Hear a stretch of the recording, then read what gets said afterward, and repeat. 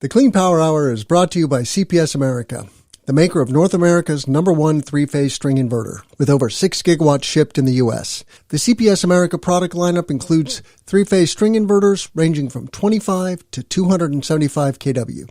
Their flagship inverter, the CPS 250-275, is designed to work with solar plants ranging from 2 megawatts to 2 gigawatts. The 250-275 pairs well with CPS America's exceptional data communication, controls, and energy storage solutions. Go to chintpowersystems.com to find out more. But what I would say more than anything for your buyers, Tim, is don't assume just because you're not a 100 megawatt facility, utility scale solar, don't assume there's not an avenue for monetizing your credits, because we're here serving specifically that DG space, which again, like I said, I believe it's underserved, but we're here to help. Are you speeding the energy transition? Here at the Clean Power Hour, our hosts Tim Montague and John Weaver bring you the best in solar, batteries, and clean technologies every week. Want to go deeper into decarbonization? We do too. We're here to help you understand and command the commercial, residential, and utility solar, wind, and storage industries. So let's get to it. Together we can speed the energy transition. Today on the Clean Power Hour, tax credit finance for distributed generation. I'm Tim Montague, your host. Welcome to the Clean Power Hour. Check out all of our content at cleanpowerhour.com. Please tell a friend about the show. Give us a rating and a review on Apple and Spotify, and subscribe to our YouTube channel. Today, my guest is John Carson. He is the managing partner at Armagh Capital in the Atlanta area. Welcome to the show, John. Thank you, Tim. Thanks for having me. Great to be here. It was great to meet you at the CCSA event. Shout out to CCSA. That was a lovely event in Denver. Looking forward to getting more involved with CCSA. And the community solar industry in the United States is booming, but you're involved in tax credit finance for a bunch of industries within the energy transition. So we're going to talk about all that, but give our listeners a little bit of your background and how you got interested in clean energy finance. Sure. Again, thanks for having me. It's a pleasure to be here to talk to your audience and have this conversation about this definitely growing industry. I'm a CPA based here in Atlanta. I've been in the tax credit space for about 9 years. Originally started in more of a public policy role / business development role. And obviously here in Georgia, we did quite a bit of the film credits. The film credits are very big here in Georgia. And that's how I got to know the transferable tax credit market.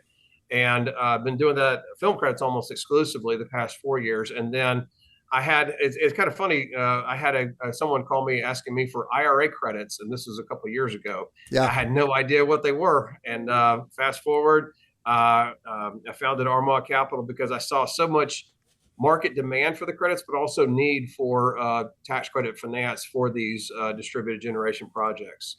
So it's been fantastic, and I'm looking forward to more. Yeah, indeed. I like to say we have a 30-year run in the energy transition related to solar, wind, battery storage, electrification of the built environment. That includes transportation, heavy industry, HVAC, et cetera. So we have a long runway. And we have a long way to go. We have to clean the grid.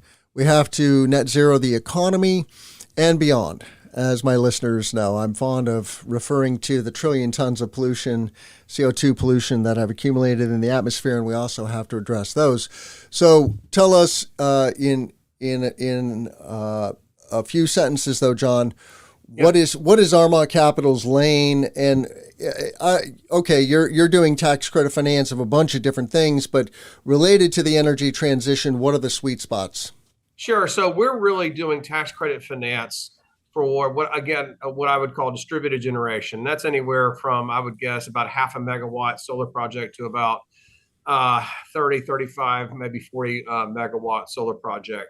And I believe this is just an area of renewable energy that is underserved with tax credit finance, and we're just here to serve that. In addition to that, we're also working on tax credits from EV charging infrastructure and the 30C credit. We're working on hydrogen, and we're all working also on advanced manufacturing credits and bringing our taxpayers those value, as well as producing a competitive yield to people to sponsors creating those credits. Okay. And so for those of us who are not finance experts, walk us through a typical DG project from initial contact to closure. Absolutely. So I have a number of clients that are coming to me with their customers and say, look, I've got this customer. He's going to put in a 5 megawatt facility in this location. What can you do for him on the tax credit finance? And what we would say is, okay, about a 5 megawatt, you're probably talking about $10 million of capital cost. That's going to qualify for 30 or 40% of credit. So let's just say it's 40%. 40% times 10 million of capital costs is 4 million credits they're going to qualify for. Well, let's say that's someone in agriculture or someone in a business where they don't owe a lot of tax, but they'd rather monetize those credits and pay down their facilities, have extra cash flow, pay down a loan or what have you. We can take those 4 million credits for which they qualify, show them the process of registering with the IRS, going through the cost segregation / due diligence report, qualifying for those credits, taking them to market, and actually returning cash for them for credits that they probably would not have used definitely not in the near term. And we take those credits, we transfer them to a taxpayer that would want to have those sustainability recognition. They want to have a discount on their taxes, and it's a win-win for everybody, really. Yeah. And give us an example of a typical client then that is looking for these tax credits. Sure. A typical client, the Treasury has said that the clients for these credits, the taxpayers for these credits, need to be basically a C corporation or somebody that has passive income tax liabilities. So I would think of one that I've sold a number of credits to just recently. It's actually a U.S. subsidiary, Tim, of a foreign corporation. And there's lots of those examples. Those are typically going to be a C corporation. And they had a tax liability of right at $1 million. So what they did is say, look, we're going to purchase 750,000 credits for such and such tax year. And we're going to transfer those from a development to this taxpayer. My particular client, my taxpayer on the buyer side, they're very pleased because they get a, fair size discount on their tax bill. They get sustainability or ESG recognition. The seller, they get cash immediately for those tax credits rather than sitting on tax returns for the next several years. And they are able to use those cash flows to pay down their facilities or what have you, pay down loans or what have you. And it's just a win for everybody. So I'm struggling a little bit, though, to understand if I'm the buyer of the credits and I have a tax liability that I'm trying to reduce, let's say I have $1 million in tax liability. When I buy credits, I'm spending money. So how is that reducing my tax burden? Let's say you have great question. Let's say you have $1 million tax liability. These credits can be used up to 75% of your liability. Okay. So let's say if you have $1 million tax liability, you buy 750,000 credits. Those credits may go for a market price of say 91 cents, 92 cents. So you're already getting an 8 or 9% savings against your taxes. So you would multiply, 91 cents times 750,000. Got it. That number's about $670,000. So you're saving about, $80,000, whatever that math is, against your income tax liability. And in addition to that, I'll also note this for your buyers, for your audience of buyers. These can be used against estimated payments. So the IRS has said you don't have to make estimated payments and buy the credits. You can factor these credits in reducing your cash payments for your estimated tax liabilities. Okay. And do you find that it's a both and, that these companies are also doing projects directly, installing rooftop solar or installing, EV infrastructure or hydrogen infrastructure? Because that would allow them to take, the 30% ITC if they were actually doing a rooftop solar project. Are you talking about the sponsors or the developers of the credits? They're actually using the credits themselves? I'm talking about, so if, let's say I'm Walmart, okay? Yeah. And I've got all these facilities, and Walmart is a good example of a company that is installing solar on their facilities. Most of the time, they're leveraging third-party ownership of those assets. But let's just say on one facility, and they own the facility, and so it's owner-occupied, and they're like, yeah, we're going to upgrade this facility, we're going to install solar, and it's going to cost $1 million, and we're going to take that, 30% or 40%, depending on where it is and who the off-taker is and the zip code, et cetera, et cetera, et cetera, right? There's many factors that go into what the ITC is going to be, but let's just say 30%. Would Walmart be doing that in addition to this buying of credits? I'm just curious, because a discount sounds really good, but is it so compelling that is a major strategy for major corporations? What I have to offer is not a great strategy necessarily for a corporation, because they could probably use those credits themselves. And they could, Walmart, for example, obviously they owe a lot of money in federal income tax liabilities. If they put in a solar facility that they own and it's not third party or what have you, they would spend that $1 million that you just mentioned. They would have 30% or 300,000 in credits. They would probably keep that themselves and use it against their own liabilities for the year in which they generated the credits, or maybe carry them back. The Inflation Reduction Act actually allows them to carry the back credits 3 years to prior tax years. Yeah. What we have to offer really is more valuable for a smaller or mid-sized company that wants to acquire those credits rather than a larger company generating those credits.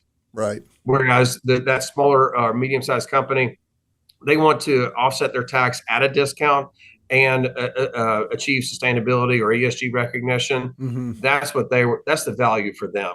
Yeah. Is that they want to have a cash savings and that recognition for clean energy. I get it.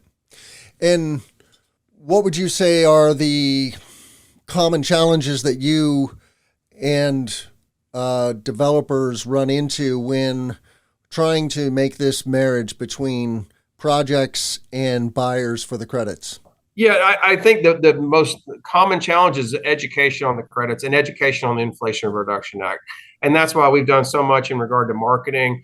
We've had a webinar for our buyers recently in regard to what are these credits, how are they used, what are the risks, how do you mitigate those risks, what is the pricing, what's the mechanics, and so forth. I think it's a real education exercise.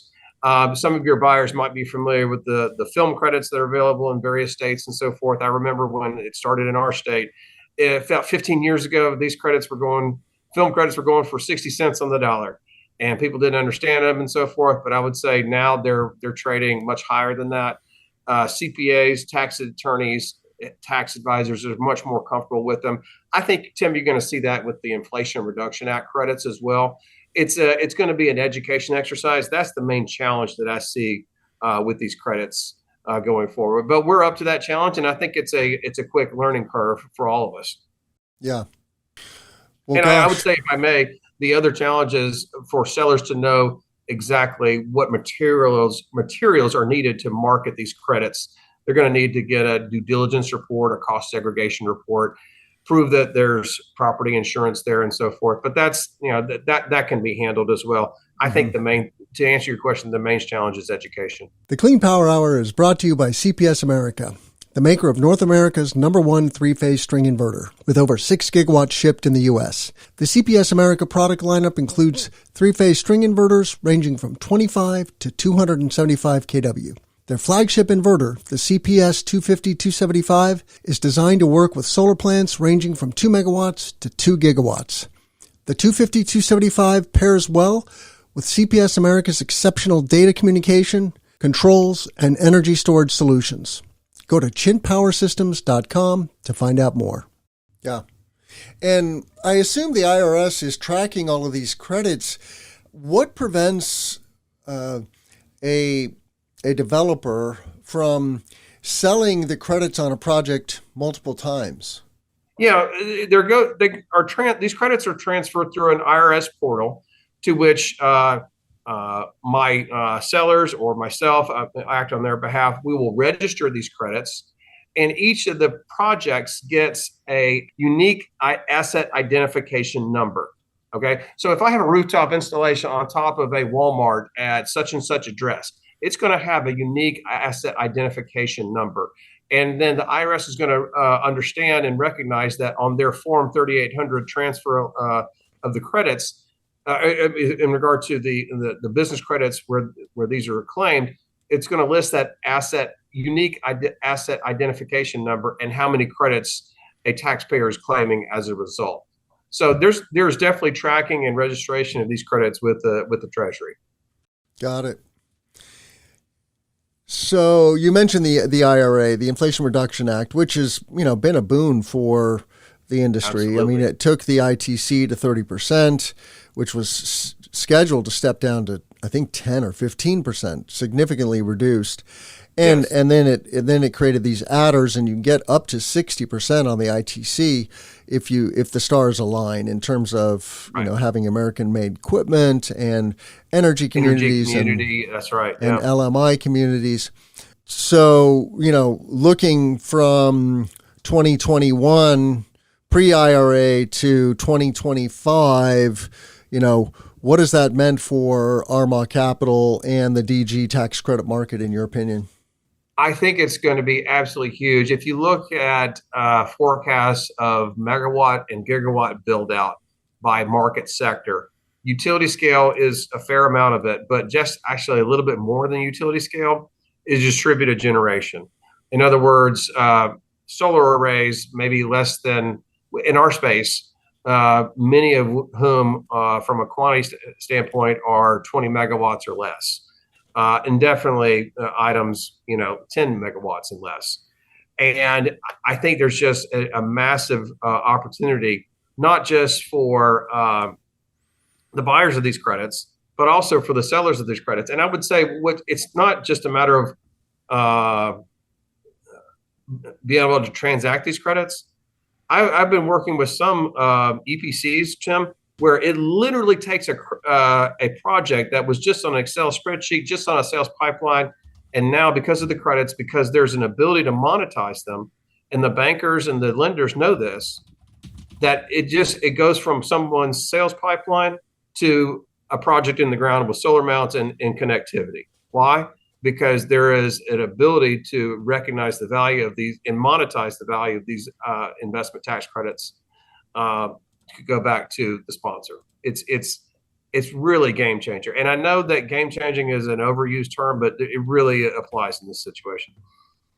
Well, I would wholeheartedly agree. And what boggles the mind, in my opinion, is that Joe Biden does get more credit for the IRA. Like when you look back at the last 4 years, this is a major boon for the U.S. economy. It's incentivizing manufacturing, and I'd like to talk a little bit, if we can, about manufacturing, because it's there's a lot of opportunity for onshoring and reshoring of solar products. Is that a niche that Armagh is involved with? Not as much. We really deal with the tax credits generated at near the end of the project. Now, obviously, we get involved in regard to the opportunity and pre-selling the credits and what have you, but we don't get as involved in regard to qualification of the adders, including domestic content and so forth. No, I mean building manufacturing facilities. Oh, absolutely. Well, now we are looking at a number of opportunities to sell the ITCs that are created from the advanced manufacturing facilities. Yeah, absolutely. And particularly in one example or two examples is not just the clean hydrogen that we're working in, but also in regard to solar cells and so forth, and solar panels. Just a lot of opportunity there. Are there other industries besides hydrogen and solar cells that you're aware of that are eligible for these credits? Not to my knowledge immediately, but I will say we are transacting the credits from EV infrastructure, which that's the 30C. So we basically have four lines of credits for which we're marketing credits to our taxpayers. One is solar, which is Section 48. Second is EVs, which is Section 30C. Hydrogen, clean hydrogen credits, and then advanced manufacturing. I would say that's the bulk of our business right there in regard to the federal credits. And like I said, we're just seeing so much opportunity and really so much need based on that market segment in its size. Very cool. So, would you be able to walk us through a success story? I can, yes. There was one where I was working with an EPC in the southwestern United States, and I'll actually mention two very briefly. One is there was an agricultural user of solar electricity for a facility in the southwestern United States, and he was looking to reduce his loan outstanding, and he didn't realize that he qualified for these credits. Having said that, this was a farmer. He didn't really have much need for these credits. So he went through the process that we guided him through, because we don't just connect buyer and seller. We really facilitate the whole process all the way through. And we were able to monetize his credits, get him cash that he can pay down his loan facilities. And he's obviously, in today's interest rates, he's very happy about that. Another success story that we had was an even larger facility. I think this one was about 4 megawatts. Maybe even 5 megawatts. And it was one of those stories where it was a fair sized facility for distributed generation, about 10 million of capital cost, not to mention the batteries that were there, about 4 million of credit. So overall, not a very, very large facility in the grand scheme of things. It literally went from the sponsor, or the investor said, I can't make this work in regard to the long-term savings are there, but I just can't make it work on a cash flow basis. We were able to give them an engagement letter, say we're going to return X amount of cents per on the yield per the credits once the credits become available. He was able to take that to his banker, who got him a loan alongside the REAP grant, I think it was, to said, hey, if you get the REAP grant and you get this, we can make this happen. And so it literally took a project that was just hypothetical, this on someone's sales pipeline, to having solar panels in the ground. Why? Because they had an exit strategy on the tax credits. So they can monetize that, so they can pay down the loan or what have you. And it's like I said before, it's a total game changer. And as I think the IRA was designed to do. Yeah. Yeah, I mean, I really like this, because not all corporate entities have a tax liability, and so the transferability of their tax credits is very, very important.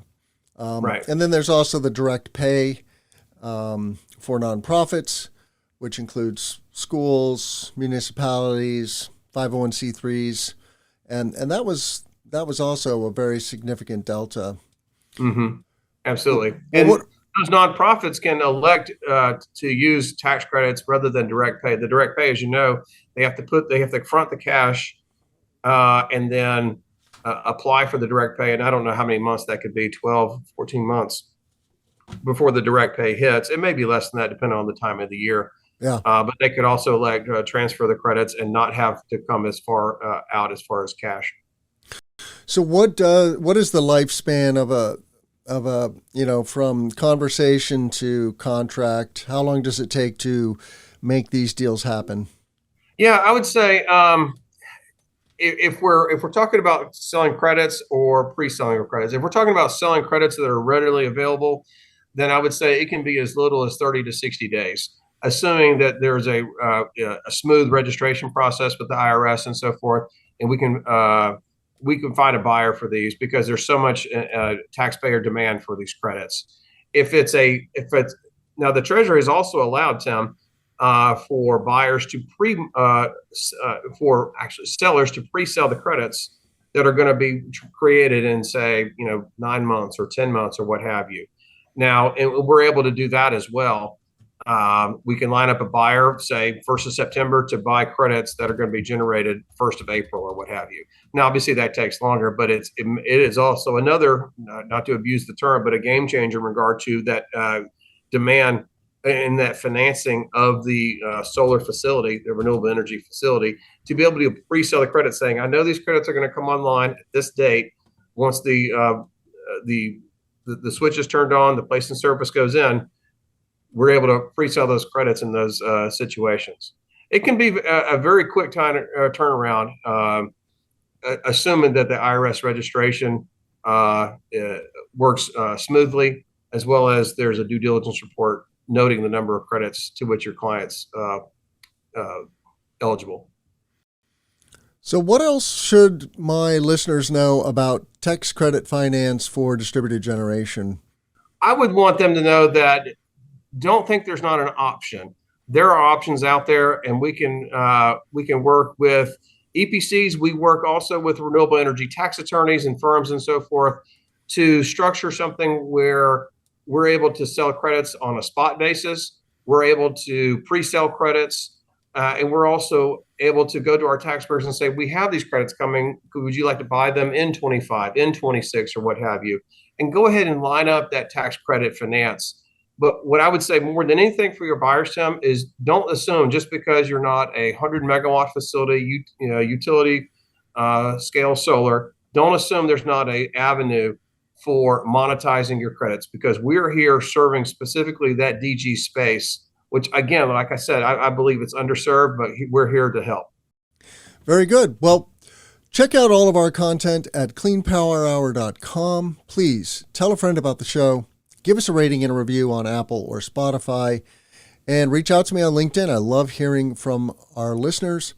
You can also meet me face-to-face at any number of industry events. I will definitely be at RE Plus in Anaheim, California in September, as well as the Solar Farm Summit, if this gets to you before that event in early July. And with that, I want to thank John Carson, the managing partner and founder of Armagh Capital, for coming on the show today. Thank you so much, John. Tim, thank you so much. ArmaghCapital.com. Thank you so much. All right, take care. The Clean Power Hour is brought to you by CPS America, the maker of North America's #1 three-phase string inverter, with over 6 gigawatts shipped in the U.S. The CPS America product lineup includes three-phase string inverters ranging from 25 to 275 kW. Their flagship inverter, the CPS 250-275, is designed to work with solar plants ranging from 2 megawatts to 2 gigawatts. The 250-275 pairs well with CPS America's exceptional data communication, controls, and energy storage solutions. Go to chintpowersystems.com to find out more.